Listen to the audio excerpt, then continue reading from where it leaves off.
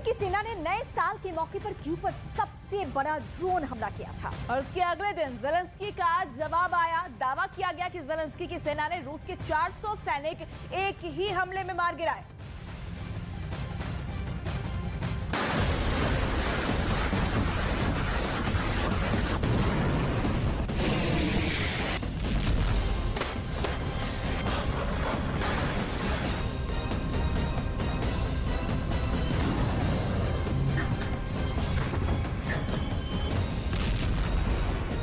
दो 2023 की शुरुआत बहुत बड़े खून खराबे से हुई है। 31 दिसंबर की रात के बाद से ही पहले पुतिन ने कीव पर नए साल के मौके पर सबसे बड़ा ड्रोन अटैक किया। इसके एक दिन बाद ज़ेलेंस्की का जवाब आया और दावा किया गया कि पुतिन के 400 सैनिक एक ही हमले में मार दिए गए।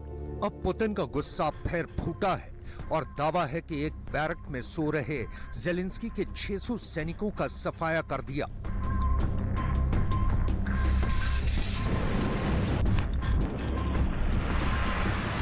युद्ध के इन आंकड़ों और इतने बड़े नुकसान को देखकर किसी भी लीडर की सांसें थम सकती हैं, लेकिन इस वक्त दुनिया न सिर्फ दो लीडर का आमना सामना देख रही है, बल्कि दो कैरेक्टर की टक्कर भी देख रही है। पुतिन और ज़ेलेंस्की का ऐसा मुकाबला आंकड़ों से आगे बढ़ चुका है।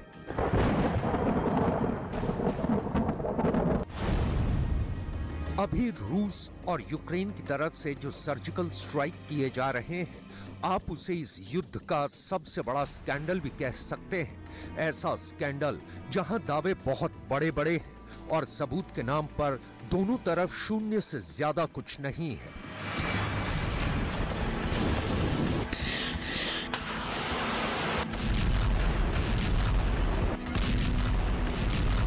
यूक्रेन में युद्ध के बीच सैकड़ों जानें रोज जा रही हैं। इस बात पर किसी को शक नहीं, क्योंकि 11 महीने पुराने इस युद्ध में अब छिपाने जैसी कोई बात नहीं रही है। एक दूसरे के सैकड़ों सैनिकों को खत्म करने के बीच ये बात साफ हो चुकी है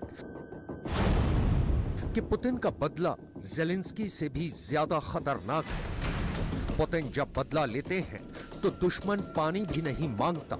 रूस बार बार इस बात का एहसास यूक्रेन को कराना चाहता है।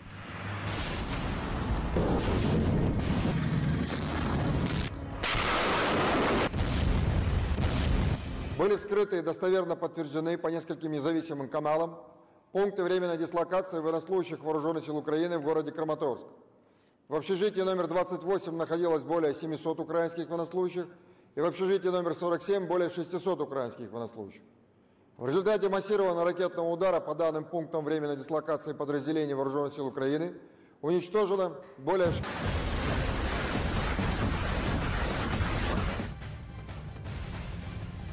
और देखिए, इन सबके बीच अब ज़ेलेंस्की के दावों पर भी सवाल उठने लगे हैं।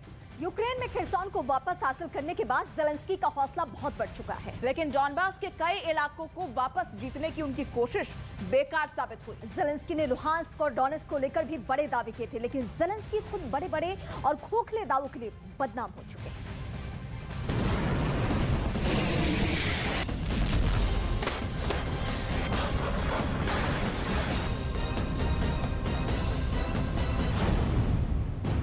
रूस ने क्रामातोर्स्क पर हुए हमले में रूस के 600 सैनिकों के मारे जाने का दावा किया है। यह हमला मकीवका पर हुए एक हमले के जवाब में किया गया, जहां रूस ने माना था कि यूक्रेन के हाई मार्स अटैक में उसके 89 फौजी मारे गए।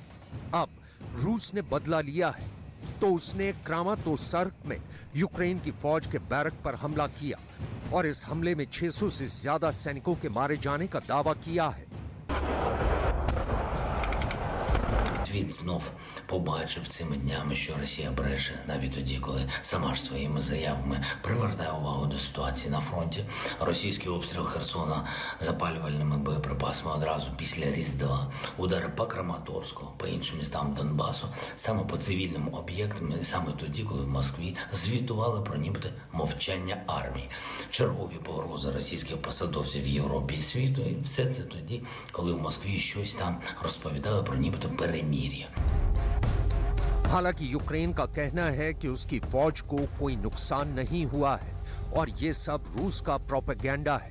लेकिन रूस भी यही बात कहता है जब यूक्रेन रूस के 1 लाख से ज्यादा सैनिक मारे जाने का दावा करता है। सच बात तो ये है कि दोनों ही देशों की तरफ से किए जा रहे दावों की पुष्टि करने के लिए कोई भी स्वतंत्र एजेंसी जमीन पर नहीं है।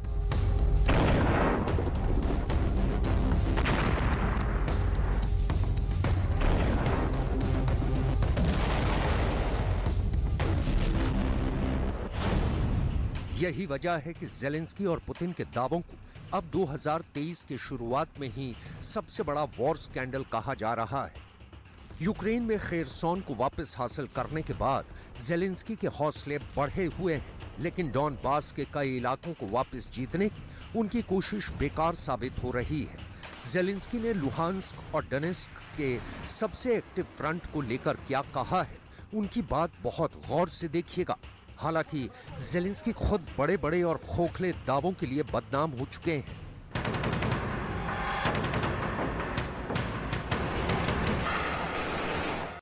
За перший тиждень року не зазнала суттєвих змін. Продовжуються важкі бої на Луганщині і Донеччині. Кожна гаряча точка на цих напрямках, вона добре відома. Бахмут тримається попри все. І хоча більша частина міста зруйнована російськими ударами, наші воїни відбивають там постійні спроби російських наступів. Солидар тримається, хоча там ще більше руйнувань і дуже тяжко. बखमुत और सोलेदार में यूक्रेन की फौज डटी हुई है, ये दावा ज़ेलेंस्की का है। लेकिन जमीन पर क्या वाकई ऐसे हालात हैं?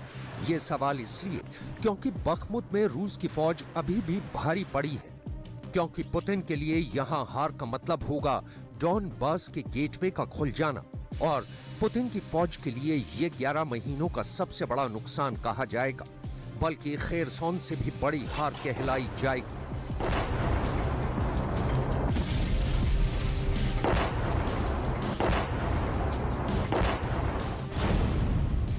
इसलिए बखमुत और सोलेदार, इन दोनों शहरों की लड़ाई पुतिन और ज़ेलेंस्की के लिए बहुत बड़ा दाव बन चुकी है।